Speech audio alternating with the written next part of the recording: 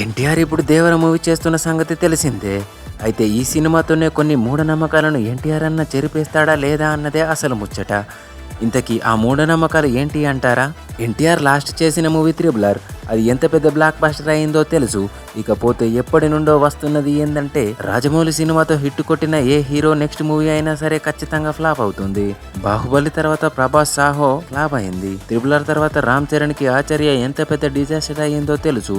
ఇలా చూసుకుంటే రాజమౌళి దర్శకత్వంలో నటించిన ఏ హీరోకైనా సరే తన నెక్స్ట్ మూవీతో ఫ్లాప్ రుచి చూడాల్సిందే.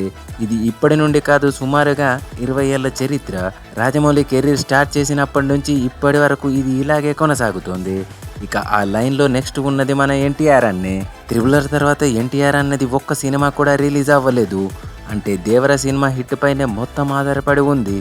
ఒకవేళ దేవర హిట్ అయితే ఆ మూఢనమ్మకాన్ని చెరిపేసిన మొదటి హీరో ఎన్టీఆర్ అన్నే అవుతాడు. దీనితో పాటే ఎన్టీఆర్ అన్న నిలబెట్టుకోవాల్సిన ఇంకో నమ్మకం ఏంటంటే, ఫ్లాప్లో ఉన్న ఏ డైరెక్టర్కైనా సరే హిట్ ఇచ్చి గట్టెక్కిచ్చేది కూడా మన ఎన్టీఆర్ అన్నే. నేనొక్కడినే మూవీ ఫ్లాప్ తర్వాత నానక్ ప్రేమతో సినిమాతో సుకుమార్కు, అలాగే అజ్ఞాతవాసి ఫ్లాప్ తర్వాత అరవింద సమేతతో త్రివిక్రమ్కు, అలాగే బ్యాక్ టు బ్యాక్ ఫ్లాపుల్లో ఉన్న పూరికి కూడా టెంపర్ సినిమాతో ఛాన్స్ ఇచ్చి హిట్ కొట్టాడు.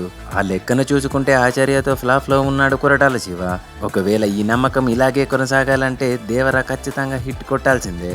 అలా అయితేనే ఒక మూఢనమ్మకాన్ని చెరిపేసి తనపై పెట్టుకున్న నమ్మకాన్ని నిలబెట్టుకుంటాడు ఎన్టీఆర్ అన్న. అది తెలియాలంటే దేవర రిలీజ్ వరకు వేచి ఉండాల్సిందే. చూడాలి మరి ఎన్టీఆర్ అన్న జాతకం ఎలా ఉందోనని. దేవర సినిమా గురించి మీరేమనుకుంటున్నారో కామెంట్ చేయండి. అలాగే ఎన్టీఆర్ అన్న దేవర హిట్ అవుతుందో లేదో కూడా కామెంట్ చేయండి. ఉంటామల్లా.